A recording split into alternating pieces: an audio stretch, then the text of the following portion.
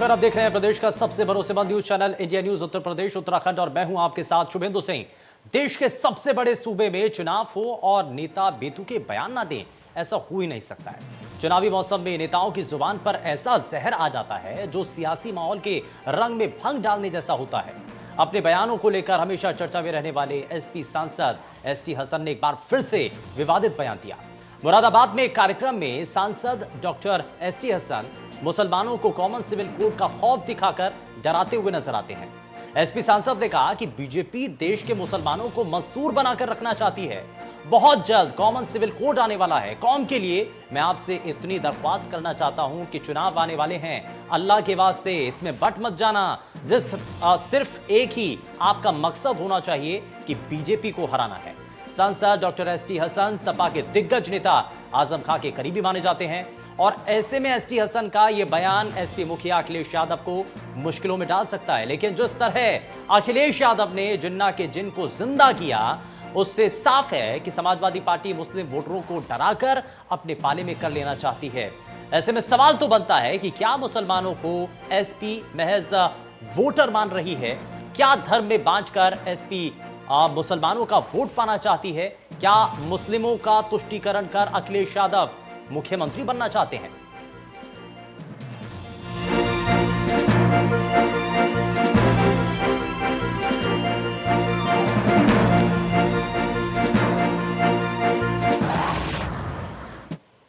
तो उत्तर प्रदेश के विधानसभा चुनाव से ठीक पहले अब लगातार अलग अलग तरीके की बयानी शुरू हो चुकी है। इसमें अब इससे पहले जिन्ना का जिन सामने आता है, लेकिन अब कॉमन सिविल कोड का जो डर है वो लोगों के बीच बनाने और बढ़ाने की बात भी की जा रही है और बार बार ये कहा जा रहा है कि आपको एक साथ एकजुट होना पड़ेगा। दरअसल जब से असदुद्दीन ओवैसी उत्तर प्रदेश की सियासत में एंट्री करते हुए नजर आए हैं, उसके बाद से समाजवादी पार्टी और तमाम अन्य जो राजनीतिक दल जो कि मुस्लिम वोटर्स का अपने आप को जोड़ करके मानकर चलते हैं, उनमें एक खलबली है। और चलिए जरा एसटी हसन ने आखिर इस विषय पर क्या कहा है, जरा वो आपको दिखाते हैं। हमें बहुत सीरियस होना पड़ेगा। हमें हर जगह ये एहसास होता है कि हमारी कौम अगर पढ़ी लिखी होती तो शायद आज इतनी बेयार और मददगार नहीं होती, बेसहारा नहीं होती। बहुत सी चीज़ें ऐसी हैं जिसको हम तालीम याफ्ता ही लोग समझ सकते हैं। मैं किसी सियासी उसमें नहीं बोल रहा हूँ, मैं सिर्फ कौम के लिए, हिंदुस्तान के लिए, उत्तर प्रदेश के लिए, हिंदू मुसलमान एकता के लिए मैं आपसे इतनी दरख्वास्त ज़रूर करूँगा कि इलेक्शन आने जा रहा है। मैं किसी पार्टी का नाम नहीं ले रहा आपसे, अल्लाह के वास्ते इसमें बट मत जाना। सिर्फ एक ही आपका मकसद होना चाहिए कि बीजेपी को हराना। सपा सांसद डॉक्टर एसटी हसन ने मुरादाबाद में एक कार्यक्रम में मंच पे खड़े होके ये बात बोली है कि बीजेपी मुसलमानों को मजदूर बनाकर रखना चाहती है। तो बीजेपी मुसलमानों को मजदूर बनाकर नहीं, बल्कि सरकारी योजनाओं के फ़ायदे सबसे ज़्यादा मुस्लिम कम्युनिटी को ही मिले हैं। दूसरी चीज़ जो डॉक्टर एसटी हसन ने एक बात कही है, वो मुस्लिम महिलाओं को बहुत नागवार गुजरने वाली बात है कि उन्होंने बोला कि बीजेपी कॉमन सिविल कोड लाने वाली है। तो ये तो बीजेपी का एक सराहनीय कदम है, इसका हम सब मुस्लिम महिलाएं स्वागत करती हैं, क्योंकि जिस तरह की इस दंश को झेल के पीड़ाएं मुस्लिम महिलाएं झेल रही हैं, ये मुस्लिम महिलाएं ही जानती हैं।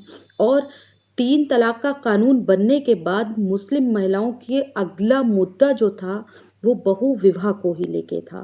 मैं एक एनजीओ चलाती हूँ, मेरे पास समाज की महिलाएं आती हैं, उनसे हमारी मीटिंग भी हुई थी और वो चाहती भी यही थी कि जिस तरह से महिलाओं के साथ इस तरह का उत्पीड़न हो रहा है कि उनको घर से निकाल दिया जाता है और दिखा दिया जाता है कि ये इस्लाम का एक हिस्सा है, जबकि ये इस्लाम को बदनाम करने की कोशिश की जाती है। इस्लाम में 4 शादियां करने की कंडीशन दी हुई हैं, लेकिन ये लोग कंडीशन को नहीं दिखाते हैं और मुस्लिम कम्युनिटी के लोगों को डॉक्टर एसटी हसन पूरी तरह से गलबला रहे हैं। भड़काऊ बयान है ये उनके, इससे मुस्लिम कम्युनिटी की महिलाएं बहुत नाराज हैं। तो ये आपने दोनों बयान देख लिए, लेकिन इन बयानों के साथ जरा जल्दी से कार्यक्रम को आगे बढ़ाते हैं और सबसे पहले आज के खास पैनल से आपको मिलवाते हैं। हमारे साथ मुस्लिम स्कॉलर ताहिरा हसन कार्यक्रम में जुड़ चुके हैं। ताहिरा जी बहुत स्वागत है। हमारे साथ सामाजिक कार्यकर्ता जिया मंजूरी कार्यक्रम में जुड़ चुके हैं। जिया जी बहुत स्वागत है आपका। सामाजिक कार्यकर्ता फरहत नकवी हमारे साथ हैं और सामाजिक कार्यकर्ता उरुषा राणा हमारे साथ कार्यक्रम में जुड़ चुके हैं। सभी का बहुत स्वागत है। लेकिन शुरुआत में ताहिरा हसन आपसे ही करना चाह रहा हूँ। ये सांसद महोदय की तरफ से एसटी हसन साहब इससे पहले भी कई इसी तरीके से बयान दे चुके हैं, लेकिन इस ताज़े बयान के जरिए आपको क्या नजर आता है? वो एक तरफ कहते हैं कि सियासत हो रही है, दूसरी तरफ कहते हैं कि मुस्लिम जो हैं वो अभी तक शिक्षा से महरूम रही, यही एक बड़ा कारण है कि आज तक उनको लेकर के सियासत होती है। फिर वो आकर के ये कहते हैं कि अल्लाह के वास्ते आपको एक ही तरफ वोट करना है, आपको ये ध्यान रखना होगा और बीजेपी को हराना है। इस बात का मतलब क्या है जरा? देखिए, पहली बात मैं एक बता दूं कि मैं विमेन एक्टिविस्ट हूँ। हाँ तो तो मेरा कहना है कि इस वक्त एसटी हसन साहब का ये बयान जो है बहुत बेतुका है। इलेक्शन से पहले वो तमाम मुद्दे जो पूरे उत्तर प्रदेश को बेचैन करते हैं और खासकर माइनॉरिटी को भी करते हैं, उन मुद्दों को उठाना चाहिए था। महंगाई का मुद्दा है और एजुकेशन का मुद्दा क्यों नहीं उठाते एसटी हसन साहब? एजुकेशन इस कम्युनिटी में इतने कम है, वो कह भी रहे हैं कि एजुकेटेड नहीं है। तो आपने क्या किया इतने सालों में?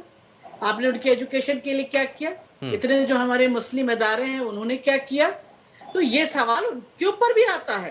तो इस वक्त मुझे लगता है ये बयान बहुत ही गलत बयान है।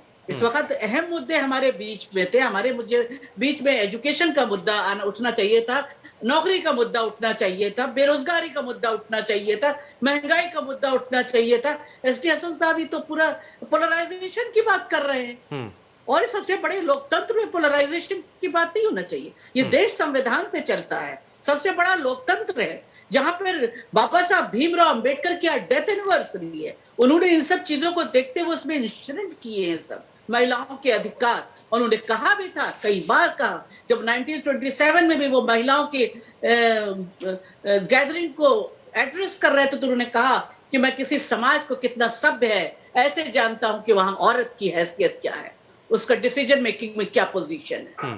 तो ये सब बातें करते हैं, ये सब बातें करने के बजाय वो बांटने की बात कर रहे हैं। इससे कोई फायदा नहीं होने वाला है। ठीक है, लेकिन जनता क्या जानती है? जनता क्या जानती है? क्योंकि चुनाव में इसी तरीके के स्टेटमेंट तो काम आते हैं ना, यही तो चाहते हैं राजनीतिक दल के नेता। उठाए कभी इन्होंने सच्चे रंगनाथ कमीशन की इम्प्लीमेंटेशन की बात किया?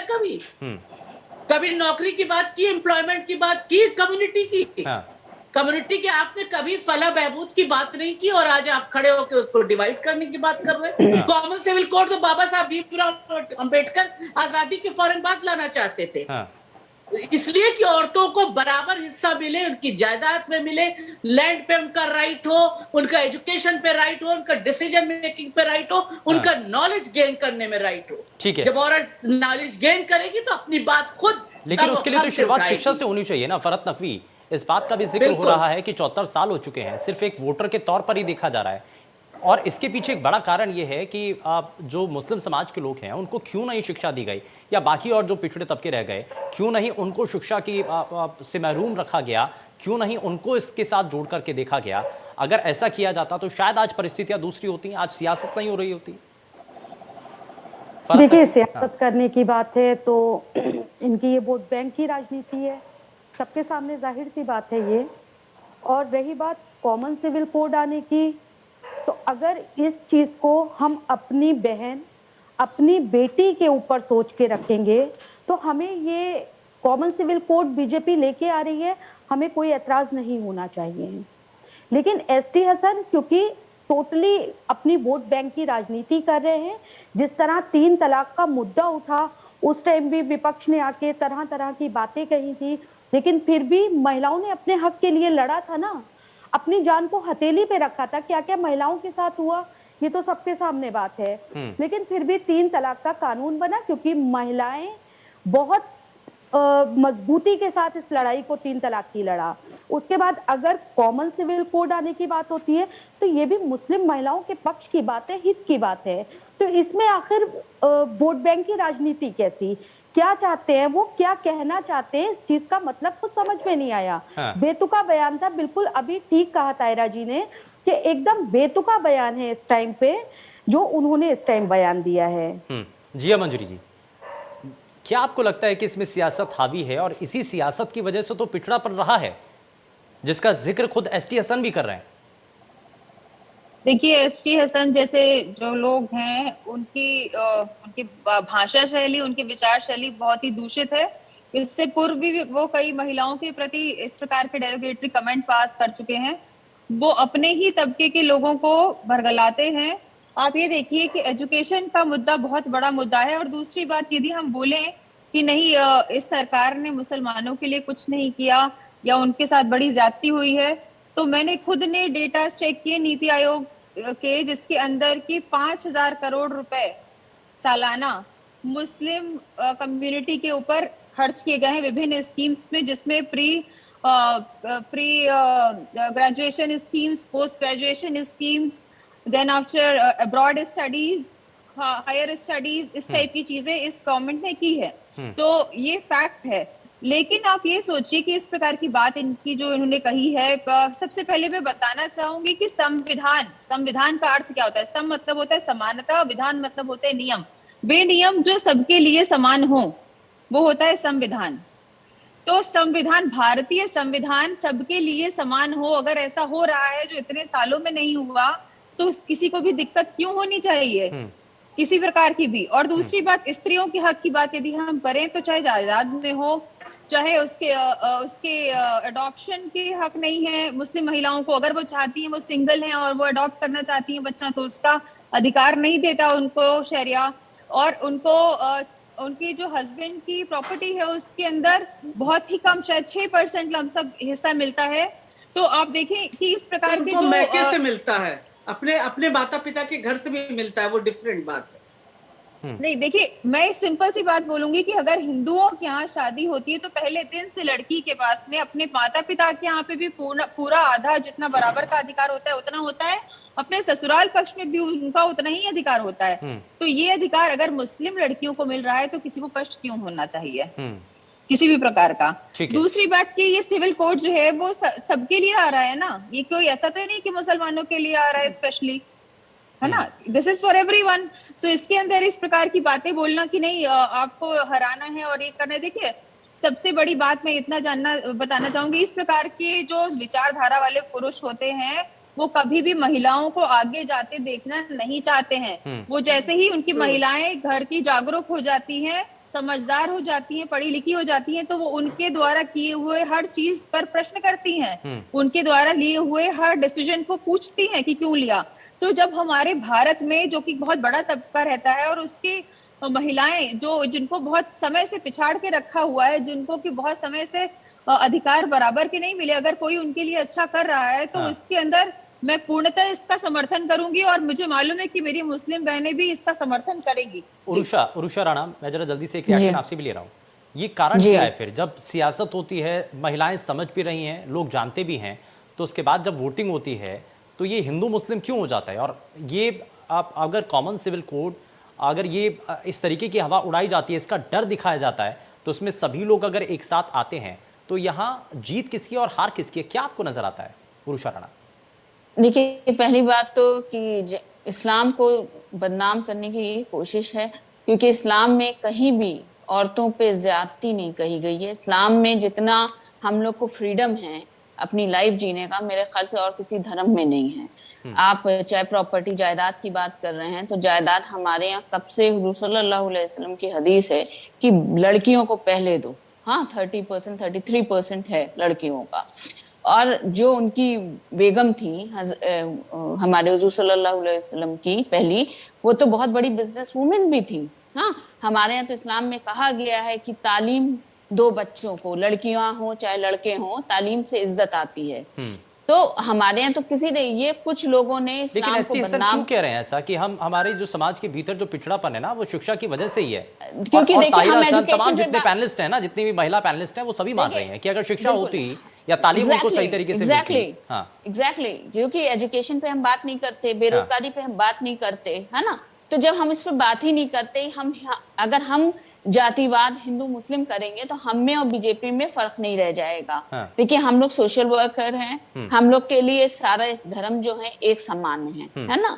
अगर किसी बेटी के साथ गलत होता है तो वो देश की बेटी के साथ गलत होता है ना। हमको नहीं, ये अगर समझना कॉमन होगा। सिविल कोड आता है भारतीय जनता बीजेपी के लिए, कहा जा रहा है कि बीजेपी अगर लेकर के आती है तो सभी लोग तो उसका स्वागत करेंगे। उषा राणा क्या कहती हैं इस पर?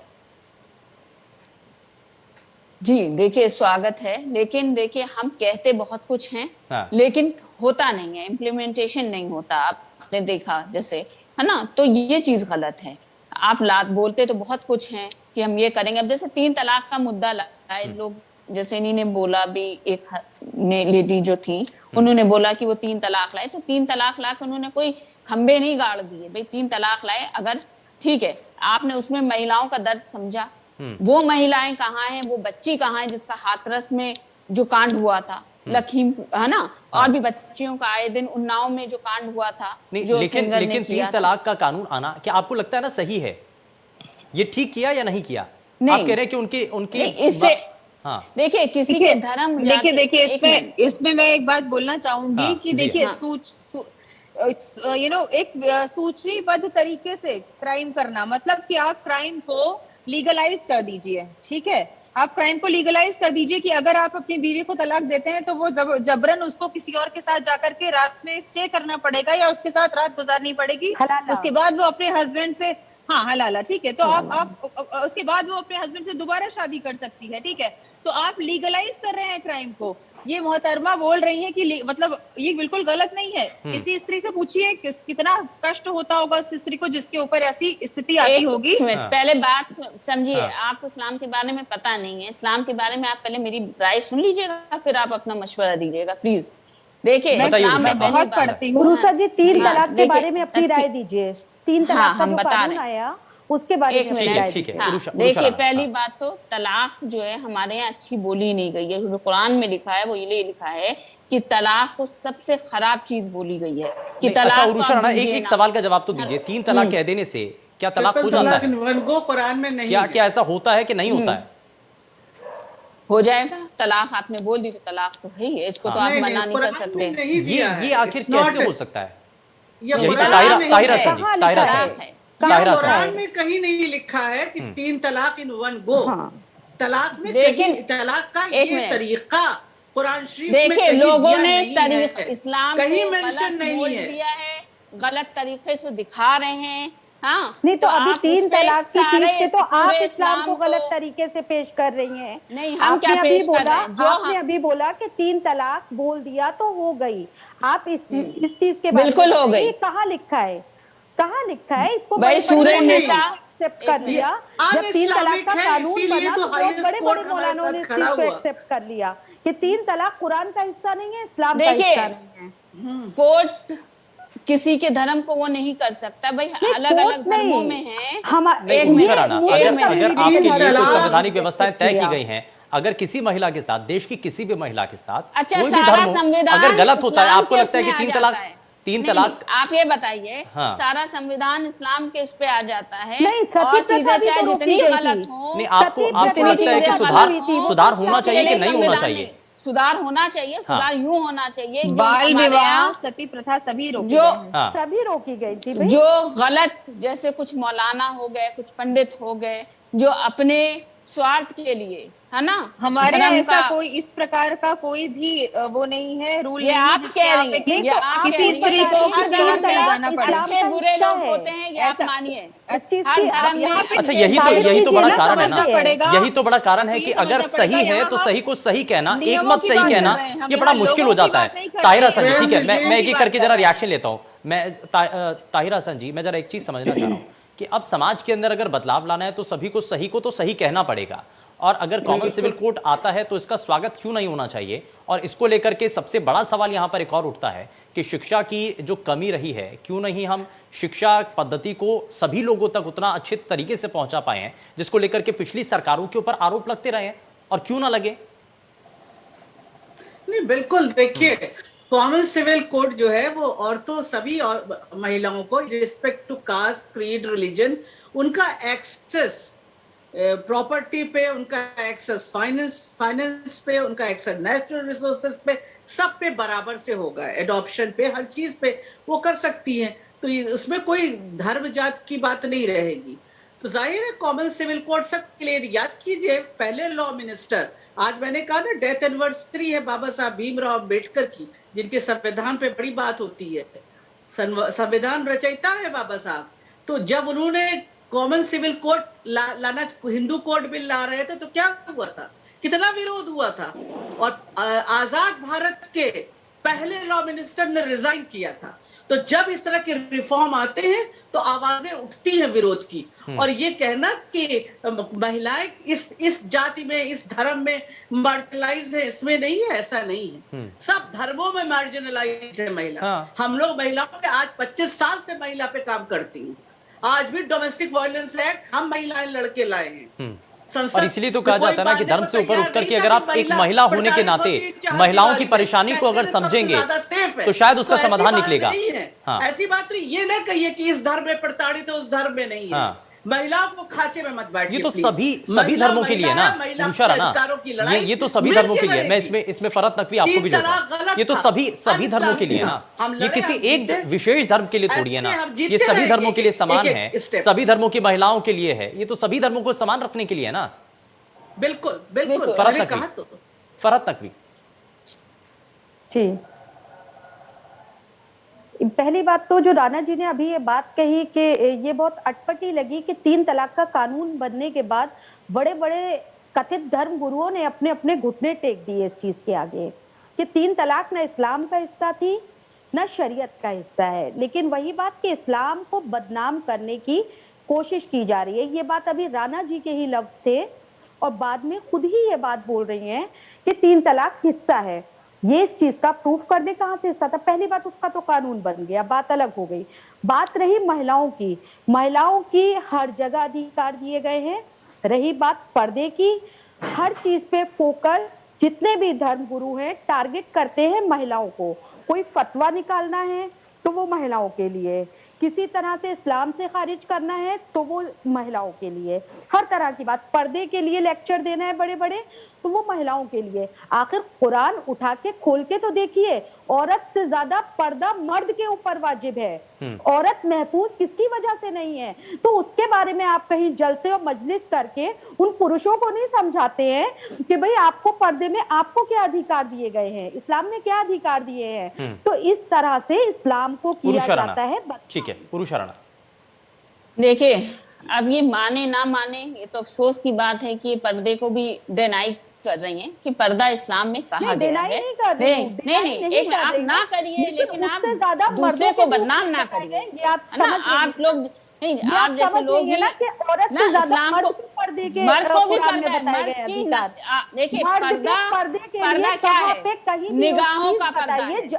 लेकिन जब औरत खुले हुए कपड़े, वैसे कपड़े पहन के निकलेगी तो लाजमी मर्द की नजरें जाएंगी, हम अपने को ढाक लेंगे। हम पर्दा नहीं करते, हम गुनाहगार हैं, हम मान रहे हैं। लेकिन ये बताइए कि मर्द पे पर्दे का औरत से ज्यादा हुक्म है इस्लाम में या नहीं? निगाह आखिर मर्द पे भी है, हुकूक क्यों छुपा दिए जाते हैं? नहीं, हुकूक कहाँ छुपे हैं? देखिए कहाँ छुपे हैं, कहीं भी आप बता दीजिए एक जगह। नहीं, हम बता दे रहे हैं, हमें भी पता है, समझाया गया हो। बिल्कुल भाई, हमसे जब बात होती है तो हम तो बोल रहे हैं कि मर्दों को तो निगाहों का पर्दा है कि आप औरतों को ऊपर नजर करके ना देखिए, आपकी नजरें नीचे हों। लाजमी है जब आपकी नजरें मिलेंगी तो औरत को ढकने का हुक्म दे दिया, मर्द को सिर्फ निगाहों का पर्दा दे दिया। जी नहीं, ढकने के ऊपर आपका पैजामा हो, आप जीन्स और जो चल रहे हैं आजकल कपड़े, तो आप वैसे रहिए, पूरा जैसे कुर्ते पैजामे में एक जो साधारण जो लिबास है उसमें रहिए। क्यों नहीं कहा गया है? इस्लाम में कभी औरत को नीचे नहीं दबाया नहीं गया है। दोनों इस्लाम में औरत और मर्द को बराबर के जो हक दिए हैं, बराबर के हक का मतलब क्या होता है ये बता दीजिए मुझे। बराबर के अधिकार का क्या मतलब होता है? एजुकेशन में भी दिया गया है कि लड़कियों को आप तालीम दीजिए। नहीं, इतना नहीं बताया, बस ये बताया कि औरत और मर्द को बराबर के अधिकार हैं। अब आप बताइए। अधिकार है, चाहे प्रॉपर्टी को आप ले लिए, चाहे एजुकेशन में ले लिए, आप सब कुछ करिए, लेकिन अपने हद तक। चलिए ठीक है, मैं जिया मंजरी को भी जरा शामिल कर रहा हूँ। जिया मंजरी, ये जो पहनावे को लेकर के भी और पर्दे को लेकर के भी, ठीक है, ये अलग, इसमें बहुत सारे कारण भी हो सकते हैं, लेकिन आपको इसमें क्या नजर आता है जब हम ये कहते हैं कि हम बहुत तेजी के साथ आगे बढ़ रहे हैं, विकास के रास्ते हमारे लिए खुल रहे हैं, बच्चियां और बेटियां, महिलाएं बहुत हद तक अवसर उनको मिल रहे हैं और वो ऊंचे ऊंचे मुकामों पर पहुंच रहे हैं, तो आपको नज़र आता है कि अगर कुर्ता पैजामा और किसी भी तरीके से पर्दा, ये क्या दर्शाता है? ये क्या वाकई में हमें इनको थोड़ा सा आगे बढ़ना पड़ेगा? देखिए, महिला जो है, महिला के पास इतनी शक्ति है कि वो समाज को बढ़ाती भी है, उसका निर्वहन भी करती है, उसको बनाती है। और जब महिला ये सोचने लगेगी कि महिला ऐसे कपड़े पहन के घूमती है इसलिए उसका रेप हो जाता है या उसको दूसरे लोगों को ताड़ने का या देखने का या घूरने का एक अधिकार मिल जाता है, तो बहुत ही विडंबना वाली बात है। दूसरी बात कि अब महिलाओं को ये चीज सीख लेनी चाहिए कि वो पहले अपने लड़कों को सिखाएं, पहले अपने बेटों को सिखाएं कि कैसे रहना है समाज के अंदर। जब वही लड़का घर के अंदर घुसता है तब अपनी बहन को नहीं घूरता है, वो रोड पे जाता है तो वो दूसरों की बहनों को घूरता है, उनको छेड़ता है। आपके अंदर कमी है, आप उसको एक अधिकार दे रही हैं कि आप ये कर सकते हैं। देखिए, आपको ये संभालना पड़ेगा। ये सब जहनी बातें हैं, ये सब दिमागी बातें हैं, ये सब वैचारिक द्वेष हैं।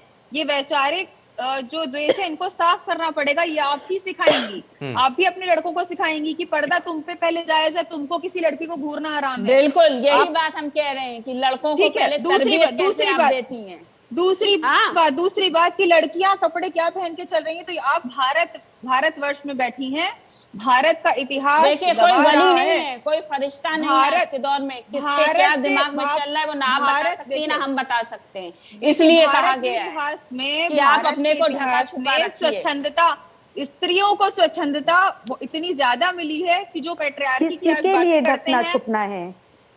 जो आप देखिए एक सेकेंड, जहाँ पे कौन आप भी बेहतर जानती हैं, आप महिला हैं, जहाँ पे आपको नहीं पता, मुसलमान है आपको तो कुछ पता ही नहीं है इस्लाम के बारे में। शर्म की बात है भाई। देखिए नहीं, अगर जिसने हिजाब पहना है सिर्फ उसी को समाज के बारे में पता है या धर्म के बारे में पता है, ये तो खैर अलग चीज होगी। लेकिन ताहिरा भाई जिसको पता है वो करेगा, वो हिजाब करेगा। हाँ। जो पढ़ा है, जिसने कुरान पढ़ा है, जिसने हदीसें पढ़ी हैं, वो हिजाब करेगा। चलिए ठीक है, मैं मैं एक मिनट वापस लौटता हूँ, मैं जरा वापस लौटता हूँ, एक मिनट जरा मैं ताहिरा हसन जी को शामिल कर रहा हूँ।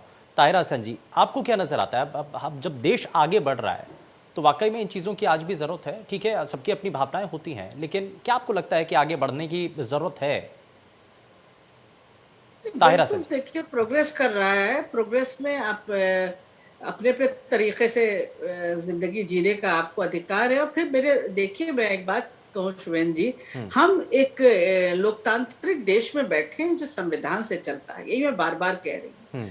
हम अपने संवैधानिक अधिकार हैं, हमें ये अधिकार है उषा राणा को कि वो हिजाब करे, और ये अधिकार मुझे है कि मैं ना भी करूं। हाँ, बिल्कुल बिल्कुल सही बात है। इसमें कोई वो नहीं होना चाहिए, नहीं है। हिजाब कर रही है तो लेकिन अगर कोई हिजाब नहीं पहन रहा है, अगर कोई हिजाब नहीं पहन रहा है तो उसको लेकर के सवाल उठा देना बढ़ सकती है। ये थोड़ा सा गलत होगा ना ताहिरा हसन। हिंड्रेंस नहीं है, जहन सोच हमारी वो बिल्कुल वो होनी चाहिए। देखिए, हम सोचते कैसे हैं औरतों के बारे में, हमारी सोच। अच्छा, मैं थोड़ा सा आगे बढ़ता हूँ, इम्पोर्टेंट है। ये 74 साल से, और एक बड़ा जो यहाँ पर कहा गया कि बीजेपी मुस्लिमों को दबा करके रखना चाहती है, ये अगर इस तरीके के स्टेटमेंट आते हैं, आपको लगता है कि वाकई में ऐसा कुछ हो रहा है?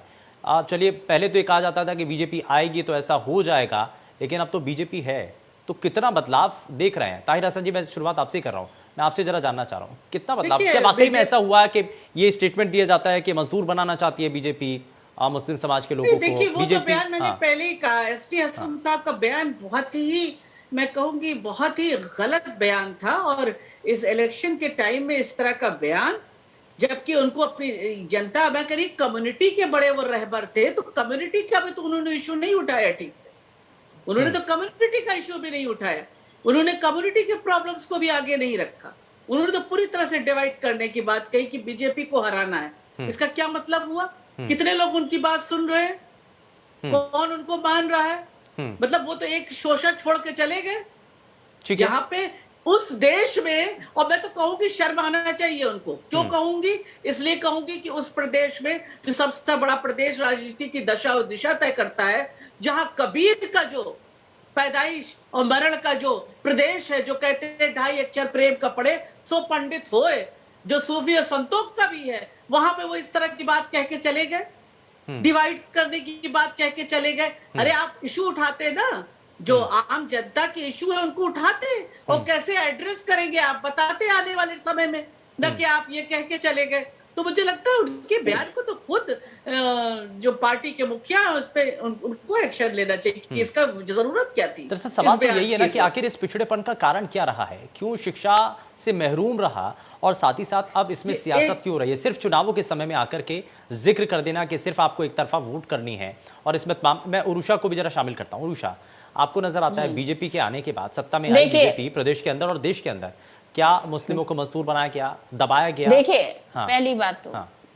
ये सब बातें गलत करना, क्योंकि हमने पहले भी यही बात बोली, धर्म जाति पे मुसलमानों ने कभी वोट नहीं किया है। हाँ, पहली बात, हाँ, अगर वो करती तो आज मुस्लिम लीडर्स होते हैं यहाँ पे। उन्होंने हमेशा कैंडिडेट देखा है कि कैंडिडेट कैसा है सामने वाला, स्ट्रॉन्ग कौन सा है, चाहे वो बीएसपी का कैंडिडेट हो, चाहे वो सपा का हो, चाहे कांग्रेस का हो, सबका साथ दिया है मुसलमानों ने। हाँ, यहाँ तक कि अब तो बीजेपी में भी कई मुसलमान हैं अभी, है ना। तो वो कैंडिडेट पे वो करती है, ना कि कोई धर्म जाति पे। तो ये सब बातें करना, ऐसे तो बहुत सी बीजेपी वालों ने क्या क्या बोला है, महिलाओं के बारे में इतनी गंदी टिप्पणी की है ना। और जैसे उन्होंने बोला था जो ठाकुर हैं कि गोली मारो डैश डैश। तो ऐसी देखिए, ये राजनीति है, इसमें हर आदमी तरह तरह की चीजें लाता है, क्योंकि इस पे इलेक्शन का टाइम है बिल्कुल, तो लोग जो हैं रहे। हाँ। लेकिन ये सबसे हट के अब हम लोगों को राजनीति करनी होगी उनको, हाँ। और इनको एजुकेशन पे बात करनी होगी, हाँ। इनको बेरोजगारी पे बात करनी होगी। जो मुल्क बर्बाद हो रहा है, मुल्क कहाँ जा रहा है, लोग पिछड़ेपन पे जा रहे हैं, उन सब पे बात करनी होगी, ना कि जातिवाद पे बात करनी होगी। हाँ। लेकिन ये बड़ा सवाल है। मैं जरा इसमें फरत नकवी, क्या कारण रहा कि इतने सालों तक शिक्षा से महरूम रहा और मुस्लिम समुदाय, क्योंकि बहुत हद तक ये कहा जाता रहा कि आपको आगे बढ़ाएंगे, कोई भी नेता आता था कि हम आपके लिए ये लेकर के आएंगे, लेकिन बेसिक जो चीज़ थी, क्योंकि अगर शिक्षा उन तक पहुंचाई जाती, शिक्षा अगर सही तरीके से दी जाती, तो शायद आज जो हमारे बाकी जो पिछड़े समाज हैं या और जो लोग हैं, उनको कम से कम वो शिक्षित होते और आज समझ पाते कि सियासत असल में है क्या। देखिए, इसमें सबसे बड़ी कमी है अवेयर ना होना। ठीक है, अवेयरनेस के मतलब लोगों को जागरूक नहीं किया गया कि शिक्षा क्या चीज है, इसलिए मुस्लिम कम्युनिटी में ज्यादातर पिछड़ा रह गया इंसान।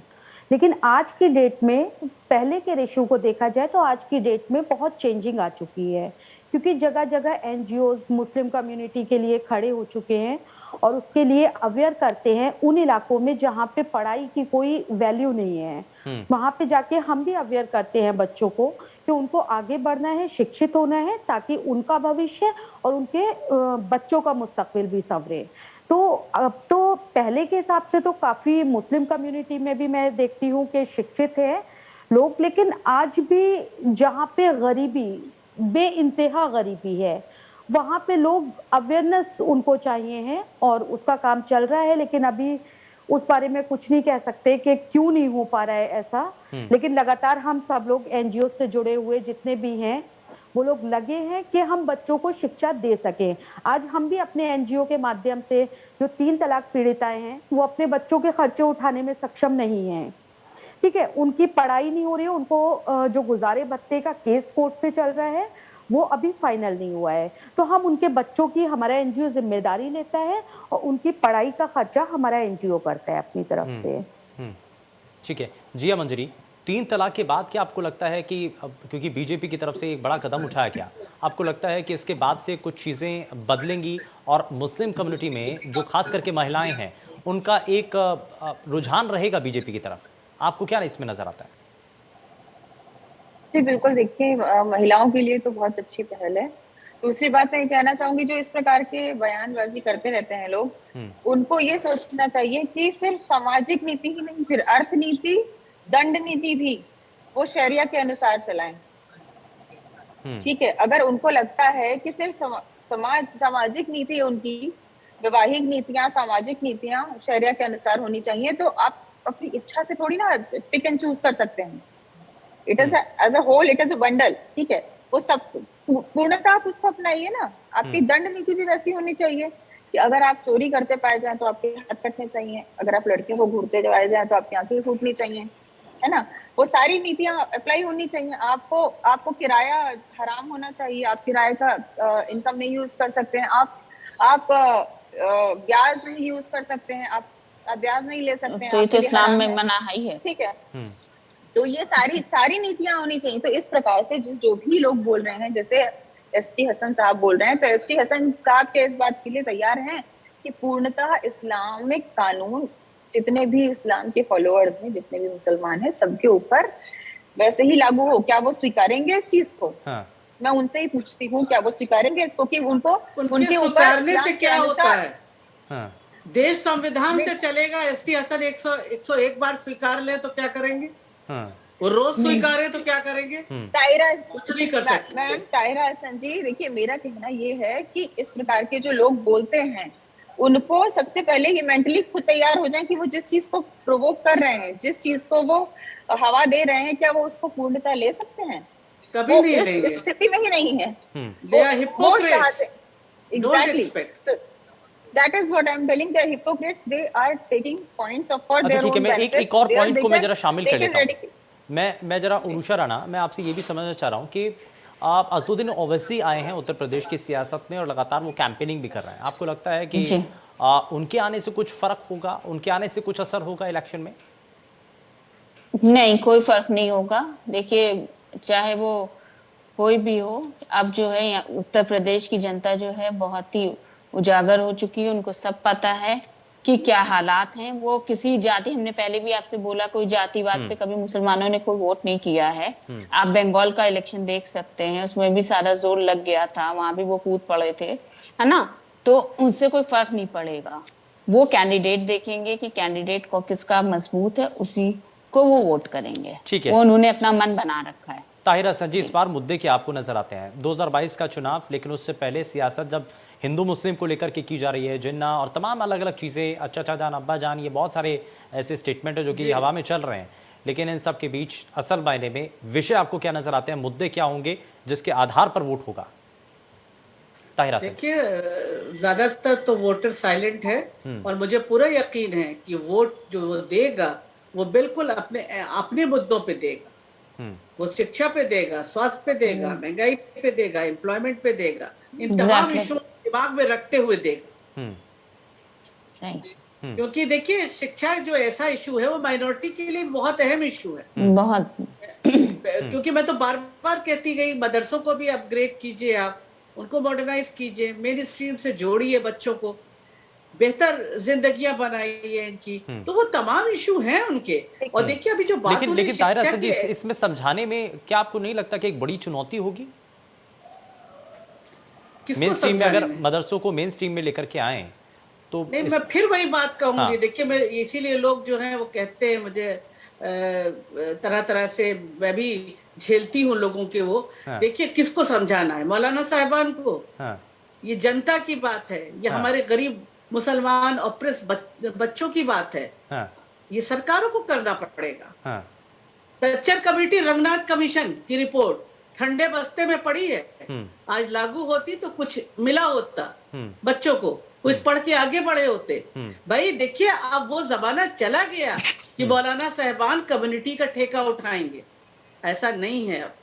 अब जो कम्युनिटी है उसने झेल लिया है, वो भी चाहती है मौलाना साहब का बच्चा पढ़े बड़े बड़े स्कूलों में, कॉन्वेंट में और यहाँ वहां, और उनका बच्चा सरकारी स्कूल में थर्ड का बच्चा फर्स्ट की किताब पढ़ नहीं पा रहा। अब अवेयरनेस की जरूरत नहीं है, अवेयर हो चुके हैं वो, उनको पता है वो अपने अधिकारों की, संवैधानिक अधिकारों की लड़ाई लड़ेंगे, वो उस हिसाब से वोटिंग करें। अब ये धर्म की चाशनी जो है ना, बहुत दिन नहीं चलेगी। न हिंदू न मुसलमान, किसी के लिए नहीं चलेगी। गैस का सिलेंडर मतलब रखता है, घर में खाना है कि नहीं ये मतलब रखता है, पढ़ाई है कि नहीं, दवा का पैसा है कि नहीं गरीब के पास, ये मतलब रखता है। जब पेट भरा होता है तभी आदमी जो है वो धर्म के बारे में भी सोचता है। हाँ, ठीक है। फरत नकवी, अब इस बार के इलेक्शन के अंदर आपके लिए बड़ा मुद्दा क्या बड़ा मुद्दा? देखिए, इसमें सबसे बड़ा मुद्दा जो मुझे लगता है वो है मुस्लिम महिलाओं का अधिकार। जहां अधिकार की बात आती है तो 3 तलाक का कानून बनने के बाद मुस्लिम महिलाओं को एक बहुत बड़ी राहत मिली है। नो डाउट उनको राहत मिली है, क्योंकि मेरे पास जो महिलाएं आती हैं वो 3 तलाक का कानून बनने के बाद वो खुद को कितना ज्यादा मजबूत महसूस कर रही है, ये उनकी बातों से लगता है। तो ये एक बड़ा मुद्दा था जो 3 तलाक का कानून बन के आया सामने, उससे महिलाओं की हिम्मत और बढ़ी। आगे भी वो जैसे 3 तलाक पे उन्होंने जीत हासिल की, तो महिलाओं के अंदर आगे भी ये हिम्मत आई है कि हमें आगे बढ़ना है। आज की बात मैं बताती हूँ, मेरे यहाँ कंस्ट्रक्शन का काम चल रहा है, तो एक लेबर लगी है जो मुस्लिम कम्युनिटी से ही है। मैं उस लेबर तबके की बात बता रही हूँ कि उस लेबर तबके से जब मेरी बात हुई तो वो मुझसे बोलते हैं, मैंने बोला जैसे मैं अभी बाइट दे रही थी, तो एकदम बोलता है कि मैडम बीजेपी के बारे में जब बात आई तो उसने कहा कि सबसे बड़ी चीज गुंडागर्दी खत्म हो गई, हम सुकून से कमा रहे हैं, सुकून से खा रहे हैं। उस टाइम पे वो गुंडागर्दी थी, वो अफरा तफरी थी और सरकारों में जो हमको लगता था कि हम लाइफ कैसे जिएंगे।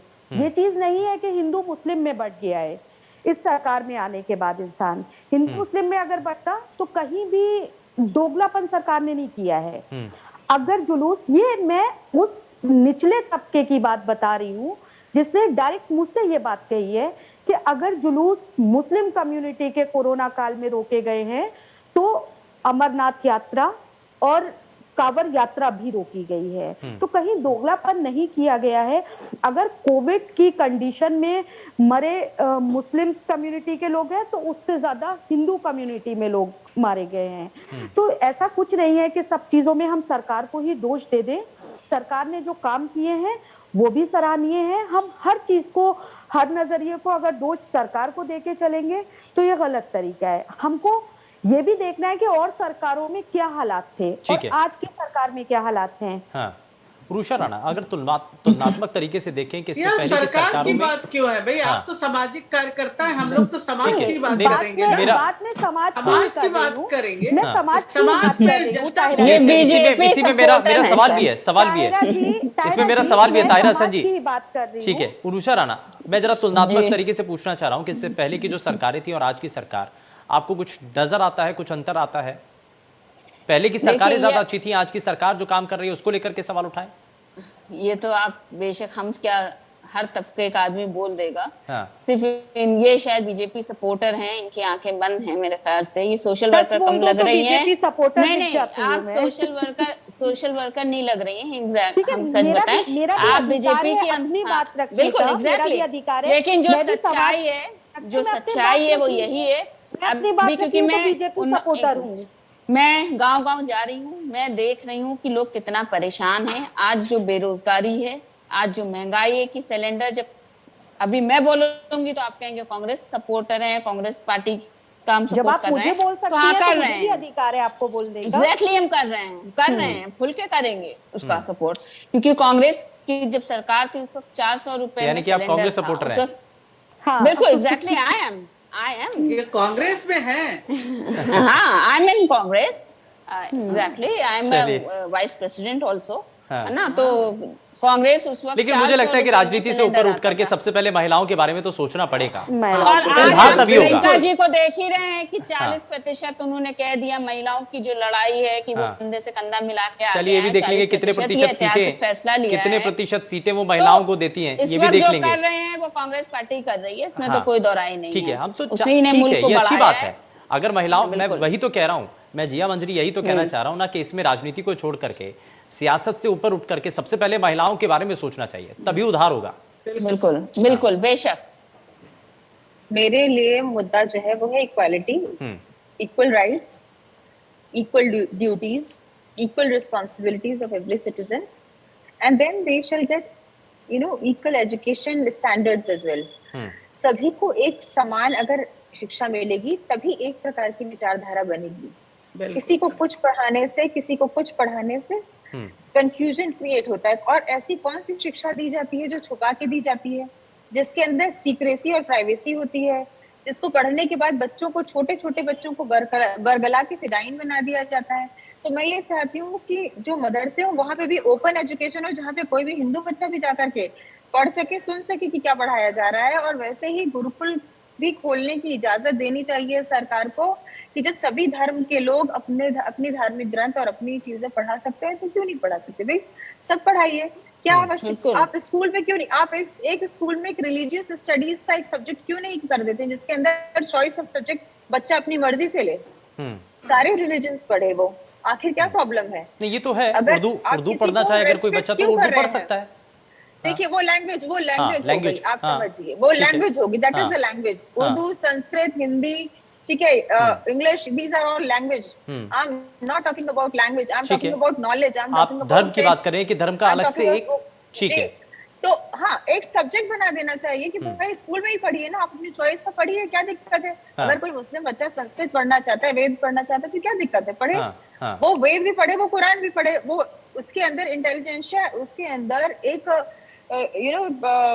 रीजनिंग करने की पावर डेवलप होगी, वो दोनों चीजों में कंपैटिबिलिटी दिखेगा, कंपैरिजन करेगा। लेकिन आप क्यों इसको रेस्ट्रिक्ट क्यों कर रहे हैं? Why you are restricting that? You लेकिन जब ये किया जाएगा तो कुछ लोग इसका विरोध भी करेंगे कि मदरसों को क्यों बंद किया जा रहा है। नहीं हाँ। ये बात तो बंद इनकी करने की सही मैंने है। बात कही हाँ। नहीं, हाँ। मैंने बात कोई कही भी नहीं बंद करने लैंग्वेज की। पढ़ मैंने सकता ये है, कहा, कोई भी सब्जेक्ट पढ़ सकता है, इससे एजुकेशन ही मैंने ये बढ़ेगी। कहा, हाँ। मैंने ये एक मिनट, कहा उर्दू कि जी में बंद आता हूँ। नहीं हाँ। करना है। हाँ जी हाँ। मैंने ये कहा कि ये जो छुपा के पढ़ाने वाला एक तरीका है कि हाँ। भाई आप फोन भी बाहर रख करके आइए। अभी जो आप कह रहे हैं ना कि छुपा के पढ़ाने वाला, अभी इसी को लेकर के आपत्ति दर्ज होगी। जी जिया मंजरी जी, छुपा अगर के आप तो ये करनी कोई पढ़ाई होती देखिए है। हाँ। देखिए ये सत्य है, ये सभी लोग जानते हैं कि मोबाइल तक ले जाना अलाउड नहीं होता है, ठीक है। बहुत सारे मदरसों में बहुत सारी चीजों को पढ़ाते हुए क्लिप्स बनी है, बहुत सारी चीजें दिखाई गई हैं। आखिर आप किसको बर्बाद करना चाहते हैं? अपने देश की मुस्तकबिल को बर्बाद कर रहे हैं ना, अपने देश के फ्यूचर को बर्बाद कर रहे हैं। बच्चे बर्बाद होंगे तो क्या बर्बाद होगा? तो इस प्रकार से ये चीज नहीं होनी चाहिए। I want open education, equal education for all children. उर्सू राणा जवाब दीजिए। That's it. That's what is my demand. ठीक है। देखिए जहां तक इनकी ये बात है कि सब्जेक्ट या होना चाहिए कि सब बच्चे कोई भी सब्जेक्ट पढ़ सकता है, संस्कृत हो या हिंदी हो या उर्दू हो, तो बिल्कुल होना चाहिए क्योंकि इससे एजुकेशन ही, आपके नॉलेज ही गेन होगी। लेकिन इनकी ये बात गलत लगी कि आप मोबाइल फोन, इन्हीं ने जो बताया कि हमने ऐसी क्लिप्स देखी है कि mobile phone not allow in classes of, है ना, मदरसा। तो ये तो स्कूलों में भी ऐसे ही है कि स्कूल आप मोबाइल कहाँ ले जा सकते हैं? हाँ, अब क्यों बच्चा अगर मदरसे में पढ़ रहा है तो वो क्या आतंकवादी तैयार किया जाता है? हाँ, अगर शिवसेना हुआ वो, है ना, नहीं आपका तो यही कहना है कि मोबाइल फोन नहीं ले जाते हैं वहाँ पे, मैंने सिर्फ और ये क्या कहा पढ़ा रहे कि हैं।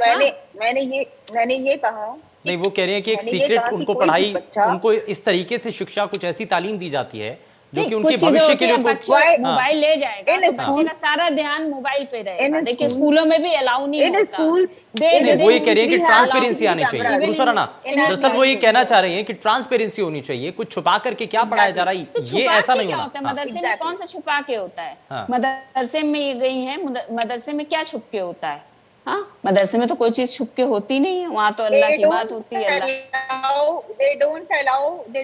They don't allow other religious people to come in and check नहीं, what are they हम teaching. They ये- don't allow CCTV cameras. They don't surveillance. Why? ये गलत है। ये आपने जो भी अपनी क्लिप देखी, आई डोंट नो कहाँ से देखी, from where you got it, लेकिन ये इस्लाम आपकी ऐसी problem चीज क्या है है? जहाँ कोई भी धर्म का अच्छा आदमी ठीक है, मैं जाके इसमें सीख मैं सकता मैं है, जरा यहाँ तक ताहिरा कि हसन जी को कुरान भी भी जोड़ पढ़ रहा सकता है हूँ। वो। ताहिरा हसन जी, हेलो? ताहिरा हसन कोई जी, इसमें मनाही इसमें क्या नहीं है आपका क्या इसमें। कहना है? इसमें सुधार की गुंजाइश तो है, लेकिन किस तरीके से? नहीं, जैसे मैंने कहा कि उसको अपग्रेड करें मदरसास को और उसको मॉडर्नाइज करें, उसमें साइंस पढ़ाई जाए, उसमें मैथ्स पढ़ाई जाए। मैं ये कह रही हूँ, बिल्कुल, ये अब गलत नहीं है। हाँ, ये पढ़ा के उनको मेन स्ट्रीम में लाइए। वहां पे पढ़ाई क्या हो रही है, वहां पढ़ाया नहीं जा रहा है ज्यादा, वहां पे उनको कुछ पढ़ाया नहीं जाता। बच्चे बेचारे बहुत गरीब तबके से आते हैं, तो आप सोचिए वो जब पढ़ के उनकी पढ़ाई ऐसी निकलते हैं, वो कुछ कर ही नहीं सकते, तो वो ठेले ही चलाएंगे, वो पंचर ही जोड़ेंगे। तो बेहतरी के लिए, क्योंकि भाई देखिएगा, हमारा जो शरीर है उसका एक भी हिस्सा अगर काम नहीं कर रहा है, मान लीजिए हाथ में प्रॉब्लम है, तो वो स्वस्थ कैसे हो सकता है? और न स्वस्थ मस्तिष्क होगा हमारा, फिर उसमें सोचने की समझने की भी सलाहियत अच्छी नहीं होगी। तो जाहिर है ये कम्युनिटी भी इस देश का हिस्सा है, भारत के ही नागरिक है, तो इनके बारे में सोचना, इनकी बेटरमेंट के बारे में सोचना, इसके लिए मुझे लगता है एजुकेशन। देखिए कब से कोठारी कमीशन आया कि सभी, इसीलिए उन्होंने भी किया कि सभी ऑप्रेस क्लास, दरअसल क्या है ना, मुस्लिम, दलित, इसमें जितने भी इच्छा हैं। शक्ति आड़े आ जाती है। नहीं, फर्क बिल्कुल तकवी, फर्क एजुकेशन तकवी, हर तरह की देनी चाहिए, कॉमन साइंस सिस्टम मैथ्स करिए, सब अमीर पढ़ाना। गरीब फर्क सब तकवी साथ इसमें पढ़े। इसमें जो इच्छा शक्ति है ना वो आड़े आ जाती है, क्योंकि इसमें सियासत भी है, वोट बैंक भी जुड़ा होता है, शायद इसलिए बड़े बड़े जो फैसले हैं ना वो हो नहीं पाते हैं, और इसलिए तो कहा जाता है कि बार बार इस पर सियासत ही होती रहती है। फर्क तकवी, मैं अभी कुछ बोलूंगी तो राणा जी बोलेंगी कि मैं बीजेपी सपोर्टर हूँ, नहीं अब तो खुल गया ना। लेकिन मैं पारदर्शिता की बात कर रही नहीं, हूँ। वो तो अब खुल ही गया है। हाँ, मैं बता रही हूँ आपको, बीजेपी सपोर्टर तो हूँ, खुल आप गया। ये बोल देती हैं, ठीक हाँ। है, क्योंकि यहाँ पे आप कांग्रेस और बीजेपी लेके आ रही हैं, ऐसा कुछ नहीं है। मैं भी एक सोशल हूँ और सोशल ही बात करती हूँ। ये अच्छी अभी बात है। कुछ समय पहले की बात है कि एक मदरसे में, देखिए शक मत कीजिएगा राणा जी, बिल्कुल ये लाइव चला है, उस बच्चे ने खुद अपने बयान दिए हैं। कुछ समय पहले बरेली में एक मदरसे में एक छोटा सा बच्चा है, मुश्किल से 13-14 साल की उम्र है उसकी। उस बच्चे का हिंदू कम्युनिटी में लोगों में उठना बैठना था, रहना था, तो उन लोगों ने बुला के उस बच्चे से बोल दिया कि उसको एक पर्चा दे दिया कि तुमको इस्लाम से खारिज कर दिया गया। उसके एरिया में उसको आने की तो, मतलब राइट नहीं था कि वो अपने एरिया में चला जाए या अपने घर पे चला जाए। अगर वो जाता था तो उसको अंडे पत्थर मारे जाते थे। ये आप लोगों ने देखा भी होगा, इस पे काफी लाइव भी चला था। उस बच्चे को अंडे पत्थर मारे चलिए, जाते ठीक थे है। कि अदर कम्युनिटी में आप किसी से दोस्ती नहीं रखेंगे। हाँ। बाद में उस बच्चे को बुला के, इसका मतलब आप एक नाबालिग बच्चे के मौलिक अधिकारों का हनन कर रहे थे, और आपने बाद में उस बच्चे को बुला के, और उस बच्चे से जब उस बच्चे ने, भाई उसको रहना तो अपने ही घर पे था, वो मासूम बच्चा था, उसने एक्सेप्ट कर लिया कि आइंदा मैं इन लोगों के साथ नहीं रहूंगा। नहीं, लेकिन मदरसे ऐसा में नहीं होना कोविड चाहिए। काल के समाज में टाइम सभी पे को साथ में रहकर के ही काम करना होगा और सुधार का यही रास्ता खुलता है। बहुत बहुत शुक्रिया, बहुत शुक्रिया सभी खास मेहमानों का कार्यक्रम में शामिल होने के लिए, अपना कीमती समय देने के लिए। लेकिन बड़ा सवाल तो यही है ना कि सियासत में जो लोग इस पर राजनीति करते रहे हैं, उनको जवाब देने की यहाँ पर कोशिश होनी चाहिए। और मुझे लगता है कि इस बार जैसे महिलाओं की तरफ से बुलंद आवाज़ है, तो इस बार तैयारी इस ओर ही है। पेशकश में फिलहाल के लिए बस उतना ही। नमस्कार।